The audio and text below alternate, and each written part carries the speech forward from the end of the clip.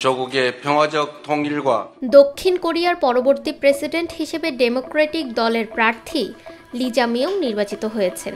তিনি ক্ষমতাসীন দলের প্রার্থী এবং মন্ত্রিসভার প্রাক্তন সদস্য কিম মুন সুকে হারিয়ে জয়লাভ করেছেন। 2024 সালের 3রা ডিসেম্বরের লিজা গণতান্ত্রিক অধিকার থেকে বঞ্চিত বিশ্বের 700 কোটি মানুষ মিয়ংয়ের ক্ষমতায় আসার পথে ছিল নানা বাধা ও জটিলতা।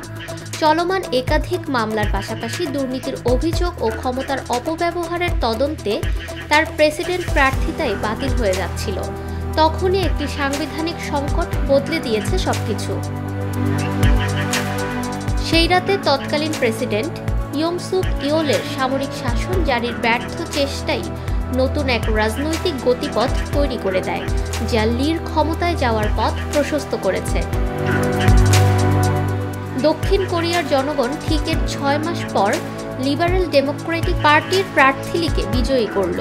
তিনি কিশোর বয়সে ছিলেন একজন শ্রমিক, সেখান থেকে এখন পৌঁছেছেন দেশের সর্বোচ্চ ক্ষমতার আসনে। লির নির্বাচনের আগেই জনমত জরিপে এগিয়ে থাকার ইঙ্গিত ছিল, আর নির্বাচনের দিন ভোরে ক্ষমতাসীন দলের প্রার্থী পরাজয় স্বীকার করে নেওয়ায় লির সামনে থাকা শেষ বাধাটাও কেটে যায়। তিনি 2010 সালে সিয়ং নামের মেয়র নির্বাচিত হন এবং বিনামূল্যে কল্যাণমূলক বিভিন্ন কাজ করেন। গভর্নর হন 2018 সালে বৃহত্তর গিয়ংগি প্রদেশের। কোভিড-19 মহামারীর সময় তিনি সর্বজনীন সহায়তা প্রদানের দাবিতে কেন্দ্রীয় সরকারের সঙ্গে দ্বন্দ্বে জড়িয়ে বেশ আলোচিত হন।